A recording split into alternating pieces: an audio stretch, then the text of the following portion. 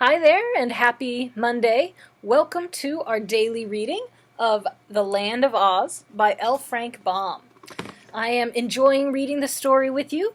If you recall, yesterday we read chapters 5 and 6, where Tip had made the sawhorse come to life with the powder of life, and the sawhorse, not having any ears, couldn't hear, so Tip made some ears out of wood for him, put them in, and the sawhorse could hear and talk with Tip and Jack Pumpkinhead.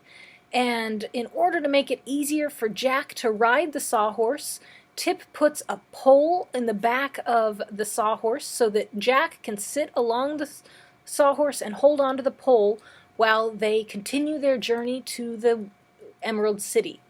And along the way, Tip decides that they should go faster, so he tells the sawhorse to trot, and he had told the sawhorse that trot meant run as fast as you can go. So the sawhorse hears Tip tell him to trot, and he speeds out of there at such a fast pace that Tip can't keep up, and ends up falling behind. The sawhorse and Jack Pumpkinhead make it to the Emerald City, talk with the guardian of the gates and the soldier with the green whiskers, and the soldier with the green whiskers takes the sawhorse and Jack Pumpkinhead to His Majesty the Scarecrow. And that is where we pick up in chapter 7 today. So let us read chapter 7 and 8 of The Land of Oz and see what will happen here. So, Chapter 7, His Majesty the Scarecrow. I suppose every reader of this book knows what a scarecrow is, but Jack Pumpkinhead, never having seen such a creation, was more surprised at meeting the remarkable king of the Emerald City than by any other one experience in his brief life. His Majesty the Scarecrow was dressed in a suit of faded blue clothes, and his head was merely a small sack stuffed with straw, upon which eyes, ears, a nose, and a mouth had been rudely painted to represent a face. The clothes were also stuffed with straw, that so unevenly or carelessly that His Majesty's legs and arms seemed more bumpy than was necessary. Upon his hands were gloves with long fingers, and these were padded with cotton. Wisps of straw stuck out from the monarch's coat, and also from his neck and boot tops. Upon his head he wore a heavy golden crown, set with thick and sparkling jewels, and the weight of this crown caused his brow to sag in wrinkles, giving a thoughtful expression to the painted face. Indeed, the crown alone betokened majesty.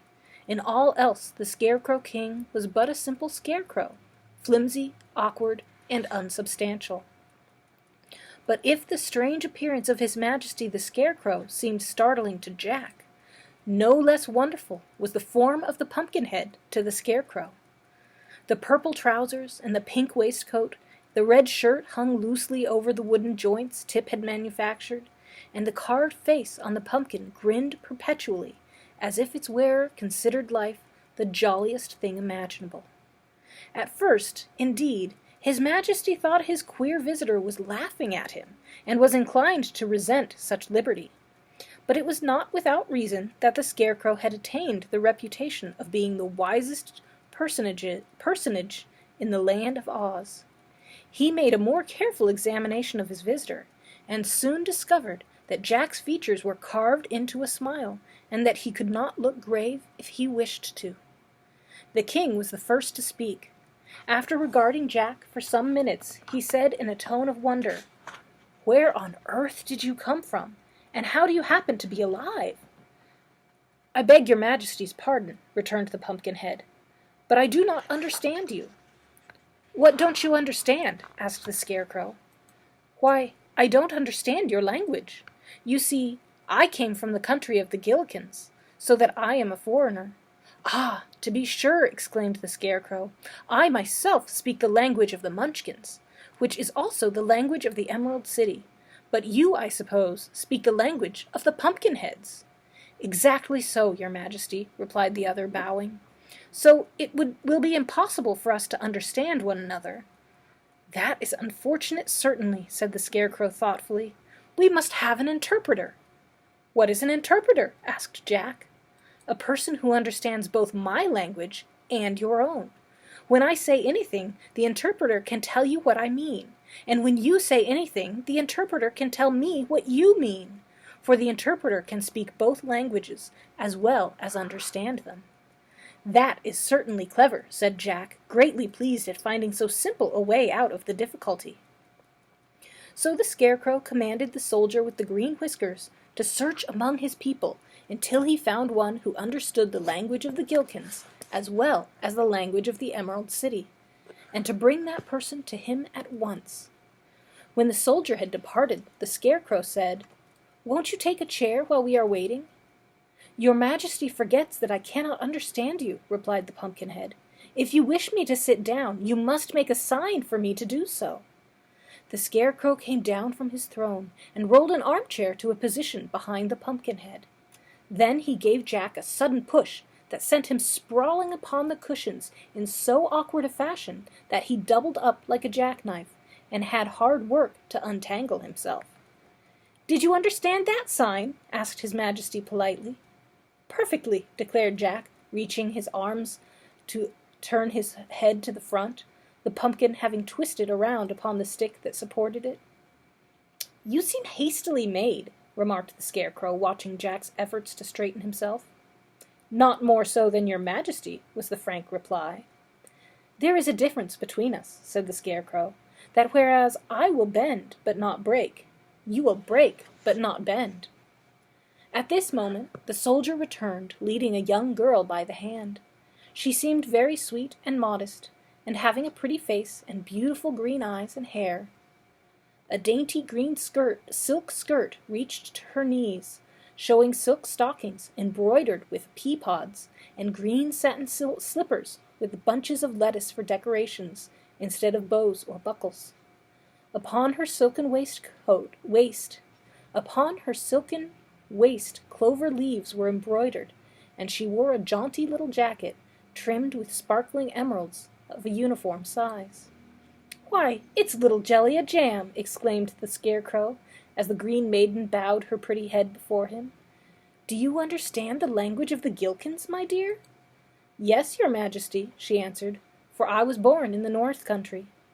"Then you shall be our interpreter," he said, "and explain to this Pumpkinhead all that I say, and also explain to me all that he says. Is this arrangement satisfactory?" he asked, turning toward his guest. "Very satisfactory indeed," was the reply. "Then ask him, to begin with," resumed the Scarecrow, turning to Jellia, "what brought him to the Emerald City?" But instead of this, the girl, who had been staring at Jack, said to him, "You are certainly a wonderful creature. Who made you?" "A boy named Tip," answered Jack. "What does he say?" inquired the Scarecrow. "My ears must have deceived me. What did he say?" "He says that your Majesty's brains seem to have come loose," replied the girl demurely. The Scarecrow moved uneasily upon his throne, and felt of his head with his left hand. "What a fine thing it is to understand two different languages," he said, with a perplexed sigh. "Ask him, my dear, if he has any objection to being put in jail for insulting the ruler of the Emerald City." "I didn't insult you," protested Jack indignantly. "Tut, tut," cautioned the Scarecrow. "Wait until Jellia translates my speech. What have we got an interpreter for if you break out in this rash way?" "All right, I'll wait," replied the Pumpkinhead in a surly tone, although his face smiled as genially as ever. "Translate the speech, young woman." "His Majesty inquires if you are hungry," said Jellia. "Oh, not at all," answered Jack more pleasantly, "for it is impossible for me to eat." "It is the same way with me," remarked the Scarecrow. "What did he say, Jellia, my dear?" "He asked if you were aware that one of your eyes is painted a little larger than the other," said the girl mischievously. "Don't you believe her, your Majesty," cried Jack. "Oh, I don't," answered the Scarecrow calmly. Then, casting a sharp look at the girl, he asked, "Are you quite certain you understand the languages of both the Gilkins and the Munchkins?" "Quite certain, your Majesty," said Jellia Jam, trying hard not to laugh in the face of royalty. "Then how is it that I seem to understand them myself?" inquired the Scarecrow. "Because they are one and the same," declared the girl, now laughing merrily. "Does not your Majesty know that in all the land of Oz but one language is spoken?" "Is it indeed so?" cried the Scarecrow, much relieved to hear this. "Then I might easily have been my own interpreter." "It was all my fault, your Majesty," said Jack, looking rather foolish. "I thought we must surely speak different languages, since we came from different countries." "This should be a warning to you never to think," returned the Scarecrow severely. "For unless one can think wisely, it is better to remain a dummy, which you must most certainly are." I surely am," agreed the Pumpkinhead. "It seems to me," continued the Scarecrow more mildly, "that your manufacturer spoiled some good pies to create an indifferent man." "I assure your Majesty that I did not ask to be created," answered Jack. "Ah, it was the same in my case," said the King pleasantly. "And so, as we differ from all ordinary people, let us become friends." "With all my heart," exclaimed Jack. "What? Have you a heart?" asked the Scarecrow, surprised. "No, that was only imaginative. I might say, a figure of speech," said the other. "Well, your most prominent figure seems to be a figure of wood, so I must beg you to restrain an imagination which, having no brains, you have no right to exercise," suggested the Scarecrow warningly. "To be sure," said Jack, without in the least comprehending. His Majesty then dismissed Jelly-a-Jam and the soldier with the green whiskers, and when they were gone he took his new friend by the arm and led him to the courtyard to play a game of quoits. Chapter 8. General Ginger's Army of Revolt. Tip was so anxious to rejoin his man Jack and the Sawhorse that he walked a full half the distance to the Emerald City without stopping to rest. Then he discovered that he was hungry, and the crackers and cheese he had provided for the journey had all been eaten. While wondering what he should do in this emergency, he came upon a girl sitting by the roadside. She wore a costume that struck the boy as being remarkably brilliant, her silken waist being of emerald green, and her skirt of the 4 distinct colors: blue in the front, yellow at the left side, red at the back, and purple at the right side.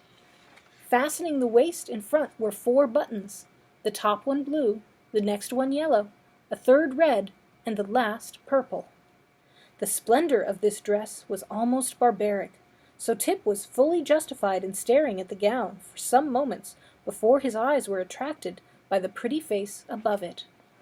Yes, the face was pretty enough, he decided, but it wore an expression of discontent coupled to a shade of defiance or audacity. While the boy stared, the girl looked upon him calmly. A lunch basket stood beside her, and she held a dainty sandwich in one hand and a hard-boiled egg in the other, eating with an evident appetite that aroused Tip's sympathy. He was just about to ask for a share of the luncheon when the girl stood up and brushed the crumbs from her lap.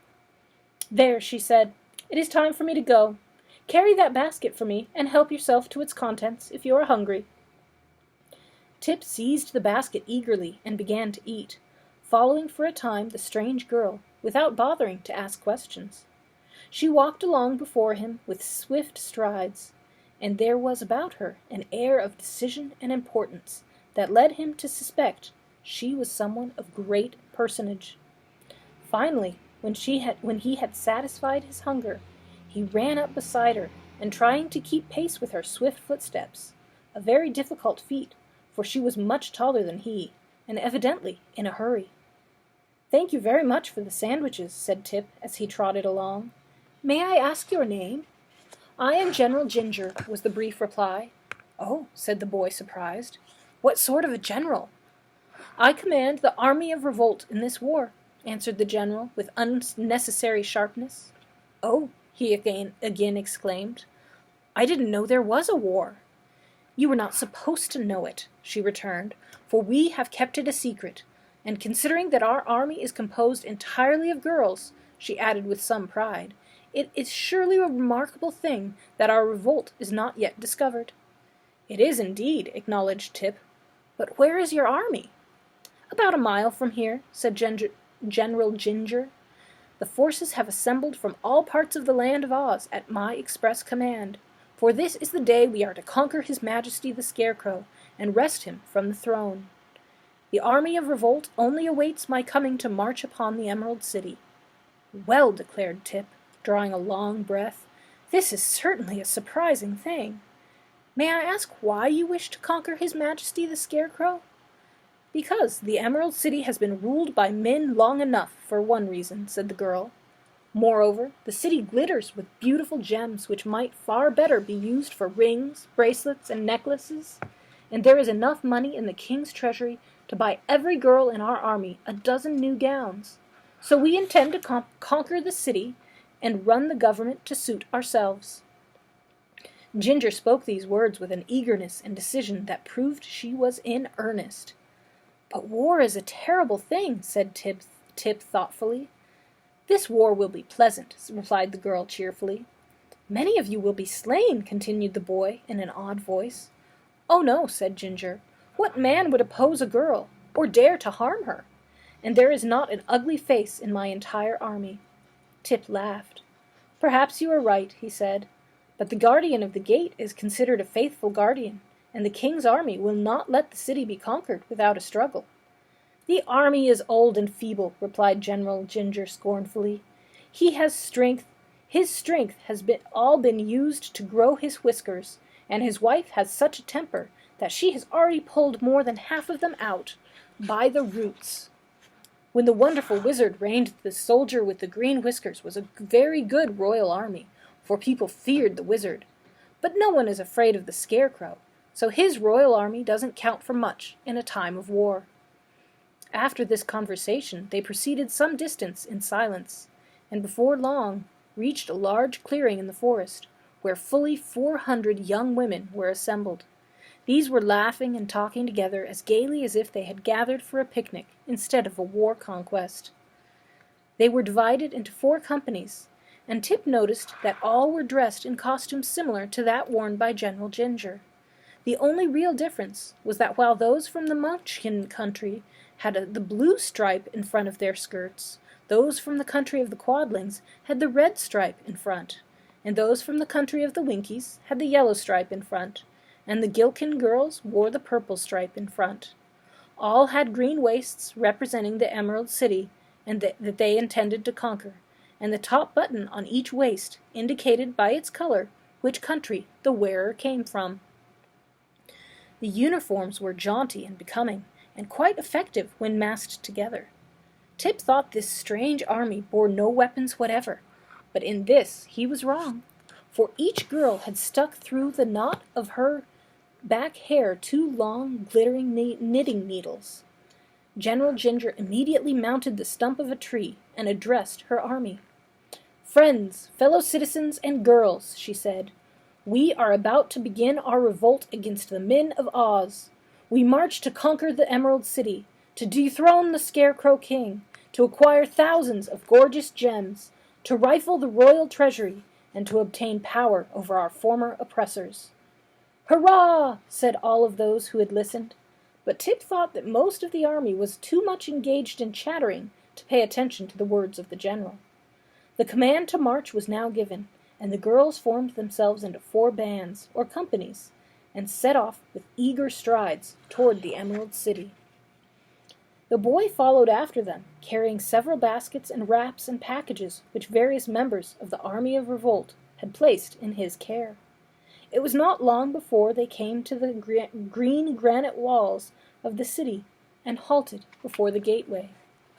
The guardian of the gate at once came out and looked at them curiously, as if a circus had come to town. He carried a bunch of keys swung around his neck by a golden chain. His hands were thrust carelessly into his pockets, and he seemed to have no idea at all that the city was being threatened by rebels. Speaking pleasantly to the girls, he said, "Good morning, my dears. What can I do for you?" "Surrender instantly," answered General Ginger, standing before him and frowning as terribly as her pretty face would allow her to. "Surrender?" echoed the man, astounded. "Why, it's impossible. It's against the law. I've never heard of such a thing in my life." "Still, you must surrender," exclaimed the general fiercely, We are revolting." "You don't look it," said the guardian, gazing from one to the other admiringly. "But we are," cried Ginger, stamping her foot impatiently, "and we mean to conquer the Emerald City." "Good gracious," replied the surprised guardian of the gates. "What a nonsensical idea! Go home to your mothers, my good girls, and milk the cows and bake the bread. Don't you know it's a dangerous thing to conquer a city?" "We are not afraid," responded the general, and she looked so determined that it made the guardian uneasy. So he rang the bell for the soldier with the green whiskers, and the next minute he was sorry he had done so, for immediately he was surrounded by a crowd of girls who drew the knitting needles from their hair and began jabbing them at the guardian, with the sharp points dangerously near his fat cheeks and blinking eyes. The poor man howled loudly for mercy, and made no resistance when Ginger drew the bunch of keys from around his neck. Followed by her army, the general now rushed to the gateway, where she was confronted by the Royal Army of Oz, which was the other name for the soldier with the green whiskers. "Halt!" he cried, and pointed his long gun full in the face of the leader. Some of the girls screamed and ran back, but General Ginger stood bravely, and said reproachfully, "Why, how now? Would you shoot a poor defenseless girl?" "No," replied the soldier, "for my gun isn't loaded." "Not loaded?" "No, for fear of accidents, and I've forgotten where I hid the powder and shot to load it with. But if you'll wait a short time, I'll try to hunt them up." "Don't trouble yourself," said Ginger cheerfully. Then she turned to her army and cried, "Girls, the gun isn't loaded." "Hooray!" shrieked the rebels, delighted at this good news, and they proceeded to rush upon the soldier with the green whiskers in such a crowd that it was a wonder they didn't stick the knitting needles into one another. But the Royal Army of Oz was too much afraid of the women to meet the onslaught. He simply turned about and ran with all his might through the gate and toward the royal palace, while General Ginger and her mob flocked into the unprotected city. In this way was the Emerald City captured without a drop of blood being spilled. The army of revolt had become an army of conquerors. And that's where we will end our reading today. Come back tomorrow to find out what happens to the Scarecrow and the Emerald City with General Ginger and her army of revolts. And I hope you're enjoying the story so far. I look forward to finding out what happens with you tomorrow. Until then, I hope you have a wonderful day.